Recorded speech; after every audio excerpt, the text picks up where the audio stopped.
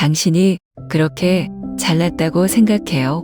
평생 남편에게 의존하며 살다가 이제 조금 돈 벌었다고 스스로 대단한 척하는 거예요. 제가 누구에게 의존했나요? 적어도 저는 다른 사람을 짓밟으며 제 가치를 찾으려 하지 않았어요. 그런데 당신은요? 부유한 가족이라는 껍데기 속에서 사는 고집스러운 사람일 뿐이에요. 빈 껍데기 외에는 아무것도 없잖아요. 버릇없는 것 같으니 내 눈앞에서 당장 사라져요. 당신 같은 사람은 우리 가족의 명예를 더럽히는 존재일 뿐이에요. 당신이라면 어떻게 하시겠습니까? 강남 재벌가 며느리로 들어간 그날부터 모든 것이 달라졌습니다.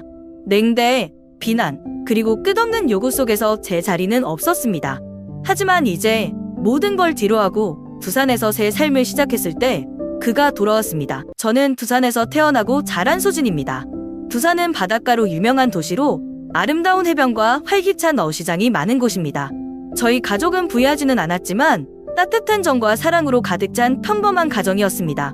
아버지는 매일 새벽부터 바다로 나가 늦게 돌아오시는 어부였고 어머니는 집 근처 작은 잡화점을 운영하며 가족의 생계를 책임지셨습니다.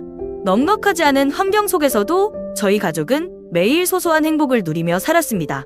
어릴 적부터 저는 부모님께 자립심과 끈기를 배웠습니다. 방과 후 어머니의 가게를 도와드리거나 아버지가 고기잡이에 쓰는 그물을 수리하는 일을 돕곤 했습니다. 친구들이 해외 유학이나 연예계 진출 같은 꿈을 이야기할 때 저는 그저 열심히 공부해서 안정적인 직장을 얻고 가족을 도와드리고 싶다는 소박한 꿈을 품고 있었습니다. 대학을 졸업한 후에는 두산의 작은 회사에서 일을 시작했지만 언젠가는 서울로 가 더 많은 기회를 얻고 싶다는 생각을 품고 있었습니다. 제 인생이 바뀌기 시작한 건 2016년 봄 한 세미나에서 민재를 만난 날이었습니다. 그는 그날의 주연사로 자신감 넘치고 매력적인 모습으로 많은 이들의 주목을 받았습니다. 강남의 재벌가에서 자란 민재는 서울에서 대규모 투자 회사를 운영하는 성공한 사람이었습니다. 그의 세련된 말투와 섬세한 배려심은 제가 이전에 만나본 어떤 사람과도 달랐습니다. 처음에는 그와의 인연이 깊어질 거라 기대하지 않았지만 세미나 이후 그가 먼저 연락을 주면서 저희는 점점 가까워지기 시작했습니다. 전화로 대화를 나누고 그가 부산에 올 일이 있을 때마다 저를 찾아와 주면서 우리의 관계는 깊어져 갔습니다. 민재는 많은 여성들이 꿈꾸는 이상적인 남자였습니다. 그는 예의 바르고 지적이며 저를 항상 안전하게 보호해주는 사람이었습니다. 하지만 2017년 말 그의 청혼을 받아들이면서 저는 점차 불안해지기 시작했습니다. 강남이라는 화려하고 웅장한 세계는 저에게 너무나 낯설고 멀게 느껴졌습니다. 민재는 그의 가족이 제가 행복해 보인다면 결국 저를 받아들일 것이라고 말했지만 제 마음속 두려움은 가라앉지 않았습니다. 결혼 후 처음 시댁에 들어간 날, 저는 파란색 한복을 입고 예의를 갖춰 가족들에게 인사를 드렸습니다. 시댁은 매우 크고 화려했으며 높은 천장과 반짝이는 샹들리에 정교하게 걸린 고가의 그림들로 가득 찬 공간이었습니다. 저는 그 웅장함 속에서 스스로가 작고 초라해지는 느낌을 받았습니다. 그날 시어머니 연희 여사는 소파에 앉아 냉랭한 눈빛으로 저를 바라보며 이렇게 말씀하셨습니다. 우리 집은 시골 출신 여자를 필요로 하지 않아.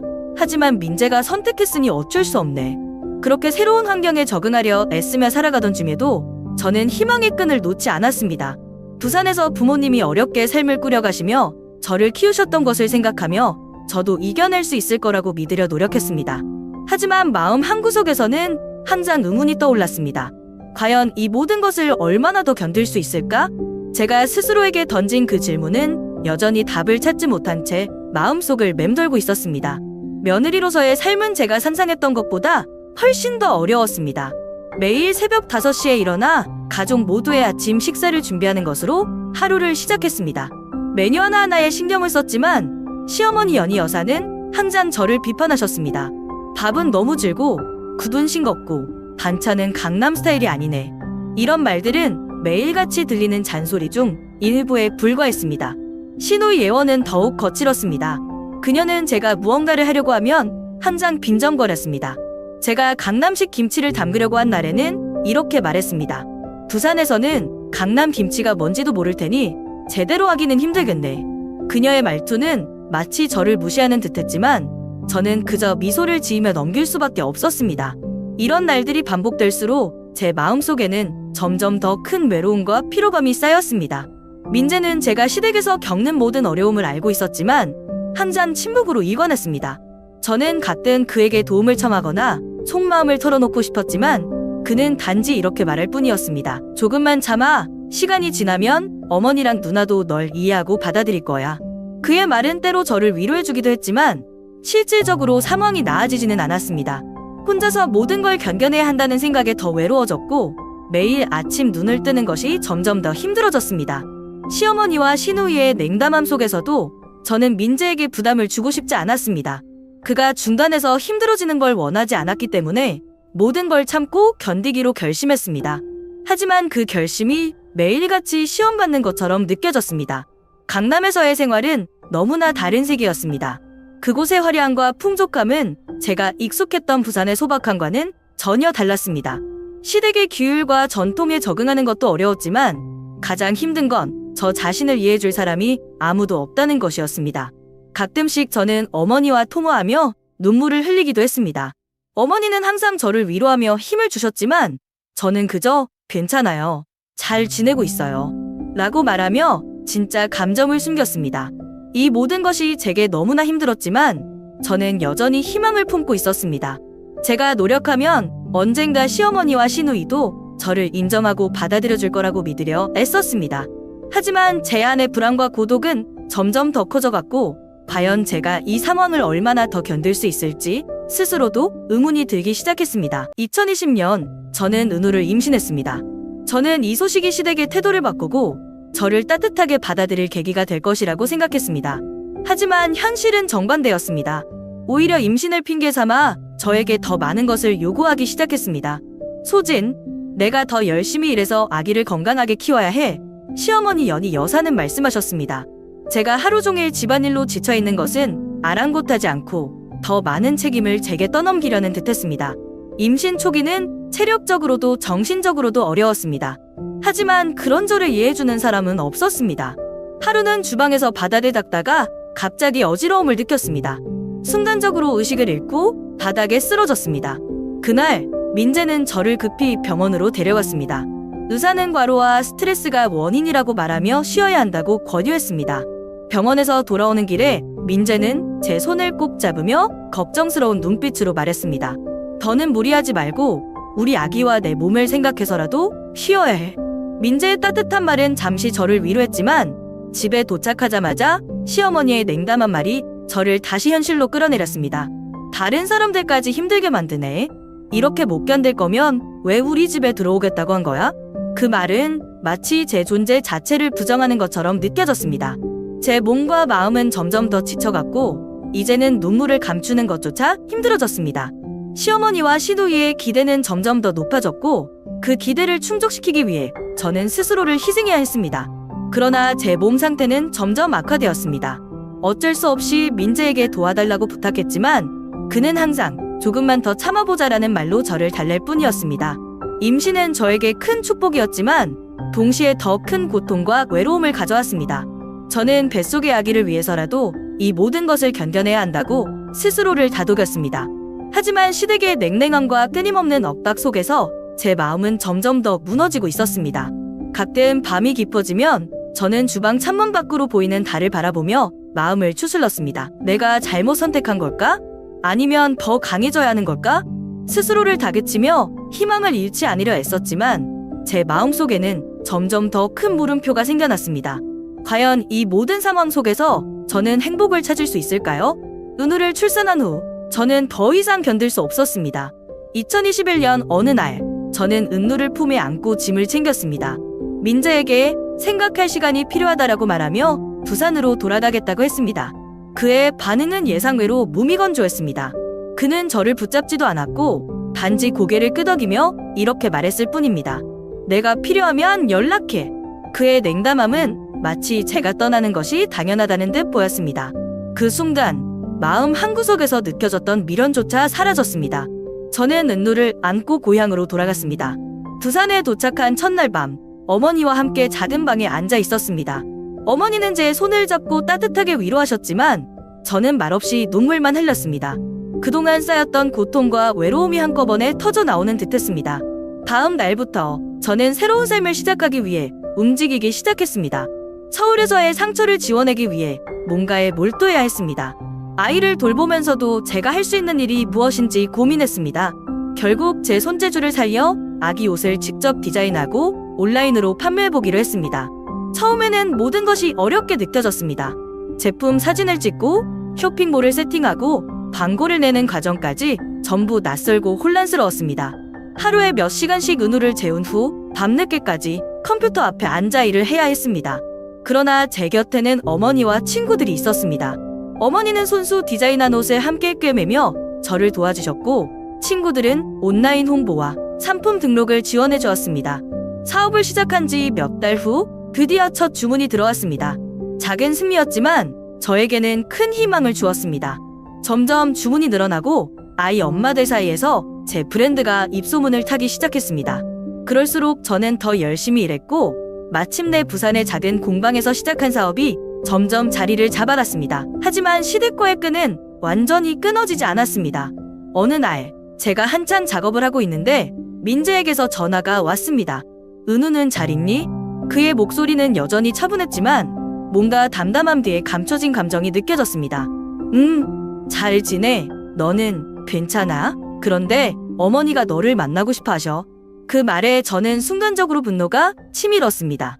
출산 후 제가 힘들어할 때는 한마디 위로도 없던 사람이 이제 와서 무슨 이유로 저를 찾는 걸까요? 민재, 어머니께 전해줘. 나는 다시 강남으로 돌아갈 생각이 없다고. 그의 반응은 여전히 무미건조했습니다. 알겠어. 하지만 혹시 마음이 바뀌면 언제든 말해. 전화 통화를 끊고 나서도 저는 한참 동안 화가 가라앉지 않았습니다. 어머니가 저를 만나고 싶어 한다는 말 뒤에는 분명 다른 의도가 있을 것이라고 생각했습니다. 그동안 겪었던 시댁의 냉대와 비난이 떠오르며 저를 더 단단히 다잡게 만들었습니다. 그러나 그로부터 한 달 뒤 어머니와 시누이 예원이 직접 부산까지 찾아왔습니다. 그들은 제 공방에 들이닥쳐 제 앞에 서 있었습니다. 어머니는 여전히 권위적인 목소리로 말했습니다. 소진, 가족끼리는 서로 도와야 하는 거야. 내가 이렇게 사업을 하고 잘 지내는 모습을 보니 좋구나. 하지만 이제 가족의 자리로 돌아올 때가 되지 않았니? 저는 그들의 말에 기가 막혔습니다. 서울에서 제가 겪었던 모든 고통을 무시한 채 이제 와서 도움을 청하는 그들의 모습에 참을 수 없는 분노가 일었습니다. 어머니, 가족이요? 제가 힘들 때는 외면하시더니 이제 와서 가족이라고 하시나요? 저는 이제 제 삶을 살고 싶습니다. 강남의 규율과 기대 속에 다시 돌아가고 싶은 마음은 없습니다. 예원은 여전히 비꼬는 듯한 말투로 말했습니다. 부산에서 이렇게까지 성공할 줄 몰랐네. 역시 강남에선 안 돼도 여기선 되나 봐. 저는 그녀의 말에 웃음으로 대응하며 이렇게 말했습니다. 예원이, 여기서 뭘 하든 제 삶이고 제 선택이에요. 강남과 비교할 필요 없어요. 당신들이 인정하지 않아도 저는 제 자리에서 충분히 행복해요. 그날의 대화는 저에게 큰 전환점이 되었습니다. 저는 더 이상 과거의 상처에 얽매이지 않기로 결심했습니다. 강남에서 벗어나 시작한 부산에서의 새로운 삶은 제가 진정으로 원하는 것이었고, 그 누구도 다시는 저를 그곳으로 끌어들일 수 없다는 것을 확신하게 되었습니다. 2023년 제 어린이 의류 브랜드는 온라인에서 많은 사랑을 받는 유명 브랜드로 성장했습니다. 처음 부산의 작은 공방에서 시작했던 사업은 이제 서울 동대문의 큰 매장에 열 정도로 확장되었습니다. 동대문 매장은 제 인생의 새로운 장을 열어준 장소였습니다. 매일같이 손님들이 찾아오며 제 디자인에 감탄해주는 모습을 보면서 저는 큰 보람을 느꼈습니다. 어느 날 매장 한가운데서 직원들과 함께 신상품 디스플레이를 정리하고 있을 때였습니다. 문이 열리더니 낯익은 얼굴들이 들어섰습니다. 시어머니 연희 여사, 시누이 예원, 그리고 민재가 제 매장에 나타난 것입니다. 그들의 등장은 정말 갑작스러웠고 잠시 동안 저는 놀라서 아무 말도 할 수 없었습니다. 연희 여사는 여전히 권위적인 표정을 지으며 매장 안을 둘러보았습니다. 그녀의 눈빛은 매장을 평가하는 듯했고, 예원은 언제나처럼 비꼬는 듯한 미소를 띠고 있었습니다. 민재는 저와 눈을 마주치며 다가왔습니다. 우리 가족이 너의 도움이 필요해. 민재는 조심스럽게 말했습니다. 그의 말에 저는 어이없다는 듯 웃음을 터뜨렸습니다. 도움이요? 제가 힘들 때는 아무도 제게 도움을 주지 않았는데 이제 와서 저를 찾으시는 이유가 뭔가요? 연희 여사는 여전히 차가운 목소리로 말했습니다. 소진, 가족끼리는 서로 돕는 게 당연한 거야. 내가 이렇게 잘 나가는 걸 보니 기쁘구나. 하지만 우리 가족이 지금 힘든 상황에 처해 있어. 내가 도와줄 수 있다면 좋겠구나. 저는 그 말에 속에서 끓어오르는 분노를 억누르며 차분히 대답했습니다. 어머니, 제가 이 자리까지 오는 동안 얼마나 힘들었는지 아세요? 제 도움 없이도 강남의 대단한 재벌가라면 충분히 해결할 방법이 있지 않나요? 예원은 비꼬듯 한숨을 내쉬며 말했습니다. 그래? 너도 이제 성공했다고 생각하겠지? 하지만 결국 우리가 널 받아줬으니 여기까지 온 거 아니야?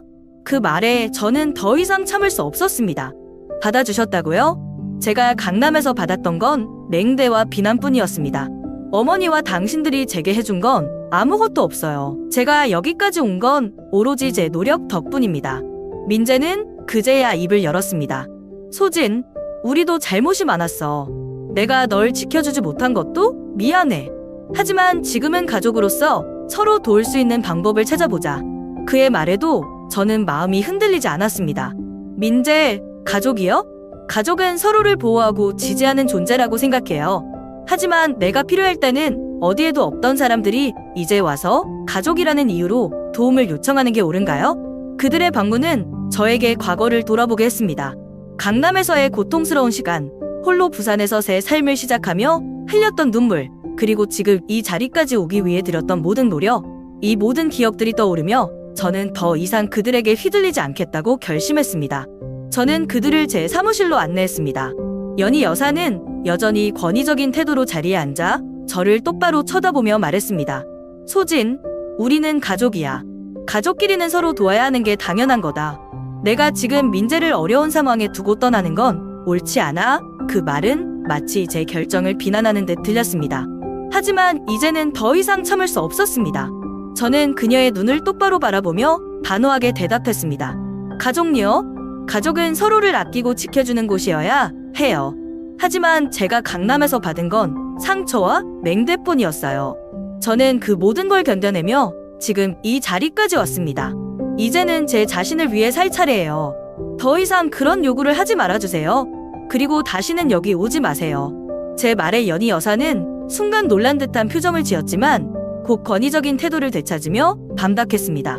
소진, 내가 그렇게 이기적으로 나올 줄은 몰랐구나. 내가 강남에서 누렸던 모든 기회를 잊은 거니? 우리가 너를 받아줬으니 내가 지금 여기까지 온 거야. 저는 그녀의 말을 듣고 웃음이 터질 뻔했습니다. 어머니, 제가 강남에서 누렸던 기회라니요? 제가 받은 건 비난과 외면뿐이었어요. 제가 여기까지 온 건 저 스스로의 노력 덕분이지 결코 어머니 덕이 아닙니다. 이때 예원이 참지 못하고 끼어들었습니다. 소진, 내가 이렇게 오만해질 줄은 몰랐네. 부산에서 조금 성공했다고 이렇게 말할 수 있는 거야? 강남과 비교하면 내가 하는 일은 겨우 시작에 불과해. 예원의 말은 여전히 비꼬는 듯했고 저는 더 이상 그녀와 말싸움을 할 가치조차 느끼지 못했습니다. 예원 씨, 강남이든 부산이든 저는 제 자리에서 최선을 다해 살아왔어요. 그리고 그게 제 삶이에요. 당신들이 인정하지 않아도 괜찮습니다. 저는 지금 충분히 행복하니까요. 민재는 그제야 조용히 입을 열었습니다. 소진, 우리 모두 잘못이 있었어. 내가 너를 지켜주지 못한 것도 사실이고 어머니와 누나도 너를 힘들게 했던 걸 알고 있어. 하지만 지금 우리가 다시 함께 할 수 있는 기회를 만들어 보면 안 될까? 저는 민재의 말을 들으며 한때 그를 사랑했던 기억이 떠올랐지만 이제는 그 모든 것이 너무 멀게 느껴졌습니다. 민재, 내가 그렇게 생각한다면 너는 어머니와 누나를 도와주면 돼. 하지만 나는 더 이상 과거로 돌아가고 싶지 않아. 내가 겪은 모든 고통을 다시 반복하고 싶지 않아. 그 대화는 더 이상 이어지지 않았습니다. 연희 여사는 불쾌한 표정을 숨기지 않고 자리에서 일어났고 예원은 한마디 더 하고 싶어 했지만 결국 아무 말 없이 따라 나갔습니다. 민재는 잠시 망설이다가 저를 한 번 더 쳐다보았지만 결국 그들도 매점을 떠났습니다. 그들이 떠난 후 저는 깊은 숨을 내쉬며 창밖을 바라보았습니다. 마음속에서는 복잡한 감정이 교차했지만 한 가지는 분명했습니다. 이제는 제 삶을 온전히 제가 선택하고 만들어 나가겠다는 다짐이 더 강해졌습니다. 그날 이후로 저는 더 단단해졌습니다. 과거의 상처에 얽매이지 않고 제 자신과 은우를 위해 앞으로 나아가야 한다는 결심이 제 안에 뿌리내렸습니다. 가족이라는 이름으로 저를 다시 붙잡으려는 그들의 시도는 끝났습니다. 저는 이제 진정으로 자유로워졌습니다. 그날 이후 민재는 혼자 다시 찾아왔습니다. 그의 표정은 이전과 달랐습니다. 흔들리는 눈빛과 어딘가 지쳐 보이는 얼굴이 인상적이었습니다. 그는 제 앞에 앉아 조용히 입을 열었습니다. 소진, 나 이제 가족들과 연을 끊었어. 어머니와 누나의 방식을 더 이상 따를 수 없었어. 그동안 내가 얼마나 힘들었는지 이제야 제대로 알게 됐어. 은호와 너와 함께 새롭게 시작하고 싶어. 내가 변할게. 정말로? 그의 말은 진지했고 한때 사랑했던 사람으로서 그의 고백은 저를 움직이게 했습니다. 하지만 동시에 마음 한구석에서는 경계심이 피어올랐습니다. 민재의 변화가 진짜일까? 아니면 순간적인 감정일까? 민재, 내가 이런 결정을 내린 것 알겠어. 그리고 그 용기는 대단하다고 생각해. 하지만 내가 다시 믿을 수 있을지는 잘 모르겠어. 제 말에 그는 고개를 끄덕이며 대답했습니다. 그럴 줄 알아. 내가 너무 늦게 깨달은 것도 알아. 하지만 은우를 위해, 그리고 너를 위해 최선을 다하고 싶어. 내 진심을 조금이라도 믿어줄 수 없겠니? 저는 잠시 침묵하며 그의 말을 곱씹었습니다. 과거에 그가 제 편이 되어주지 못했던 기억, 시댁에서의 고통스러운 나날들이 머릿속을 스쳐갔습니다. 하지만 동시에 민재와 함께했던 행복한 순간들과 은우를 위해 함께할 수 있는 미래도 떠올랐습니다. 민재, 나도 생각해볼 시간이 필요해. 지금 당장 결정할 수는 없어. 그는 제 말을 이해한다는 듯 고개를 끄덕이며 말했습니다. 알겠어. 내가 어떤 결정을 내리든 존중할게. 하지만 내가 변했다는 걸 보여주고 싶어. 그날 이후 민재는 꾸준히 저를 돕기 위해 노력했습니다. 그는 은호와 시간을 보내며 아버지로서의 책임을 다려 했고 제가 바쁜 날에는 매잔을 도와주기도 했습니다. 예전과 달리 그의 태도는 진중했고 그의 눈빛에는 후회와 책임감이 담겨 있었습니다. 하지만 제 마음은 여전히 혼란스러웠습니다. 독립적으로 살아오니 몇 년간의 시간은 저를 강하게 만들었고 제 자신만의 삶을 구축하는 데 성공했습니다. 민재를 받아들이는 것이 과연 제가 쌓아온 모든 것을 흔들리게 만드는 선택이 될지 아니면 새로운 시작이 될지 확신할 수 없었습니다. 어느 날 밤, 저는 어머니와 긴 대화를 나눴습니다. 어머니는 제 손을 잡으며 말씀하셨습니다. 소진아, 너의 선택이 가장 중요해. 민재가 변하려는 의지가 있는 것 같지만 내가 그걸 받아들일 준비가 되어 있지 않으면 무리하지 마라. 너와 은우가 행복할 수 있는 길을 선택해라. 그 말은 저에게 큰 위로가 되었습니다. 저는 민재를 다시 신뢰할 수 있을지 고민하며 제 자신과 은우의 미래를 위해 최선의 선택을 하기로 마음먹었습니다. 그리고 결국 저는 민재에게 이렇게 말했습니다. 민재, 내가 변하려고 노력하는 것 알아. 하지만 나와 은우가 이미 구축한 삶도 중요해. 우리가 함께할 수 있을지는 더 지켜봐야 할 것 같아. 그는 제 말을 받아들이며 고개를 끄덕였습니다. 그래, 내가 오라. 내가 천천히 증명할게. 내가 나를 다시 믿을 수 있을 때까지 기다릴게. 그 순간 저는 비로소 스스로의 결정을 존중하며 앞으로 나아갈 준비가 되었다는 것을 깨달았습니다. 민재가 진정으로 변하려 한다면 시간과 노력이 그 답을 줄 것이라고 믿으며 제 이야기는 단순히 독립을 되찾는 여정이 아닙니다. 그것은 자존감을 회복하고 나 자신을 사랑하는 법을 배우는 과정이기도 했습니다. 강남에서의 고통스러운 시절, 그리고 부산에서 새롭게 시작하며 겪었던 모든 도전과 성취는 저에게 중요한 교훈을 남겼습니다. 저는 시댁에서의 삶을 통해 스스로의 가치를 타인의 시선에 의존해서는 안 된다는 것을 배웠습니다. 처음에는 가족으로 받아들여지길 원했지만 그 과정에서 제가 얼마나 스스로를 잃어버렸는지 깨닫게 되었습니다. 제가 원하는 삶은 누군가의 기대에 맞추는 것이 아니라 제가 진정으로 원하는 방향으로 나아가는 것이었습니다.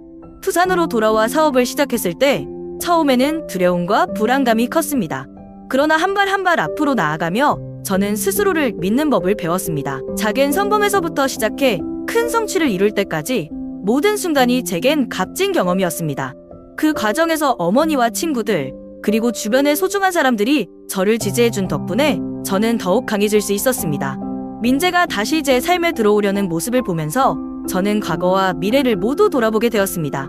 한때는 그의 사랑이 제 전부라고 생각했지만 지금은 그렇지 않습니다. 사랑이란 상대방뿐만 아니라 스스로를 존중하는 데서 시작해야 한다는 것을 알게 되었기 때문입니다. 민재와의 관계를 다시 시작할지 여부는 여전히 고민 중이지만 그 선택이 제 자신과 은우의 행복을 기준으로 이루어져야 한다는 것은 분명합니다. 삶은 제 것입니다. 제 선택은 제 미래를 결정짓는 중요한 열쇠입니다. 때로는 타인의 기대와 요구가 저를 흔들리게 만들기도 하지만 결국 제 마음의 소리에 귀 기울이는 것이 가장 중요한 일임을 배웠습니다. 여러분은 어떻게 생각하시나요? 저는 민재에게 두 번째 기회를 주어야 할까요? 아니면 지금의 독립된 삶을 이어가는 것이 더 현명할까요? 제 이야기는 아직 끝나지 않았습니다. 어쩌면 우리의 삶은 끝이 정해진 소설이 아니라 매일매일 새로운 페이지를 쓰는 과정일지도 모릅니다. 제 선택이 옳든 그르든 중요한 건 제 마음을 존중하고 스스로를 사랑하는 것입니다. 이제 저는 제 삶의 주인으로서 앞으로 어떤 길을 걸어갈지 고민하며 여러분의 의견과 조언을 듣고 싶습니다. 여러분이라면 어떤 결정을 내리겠습니까?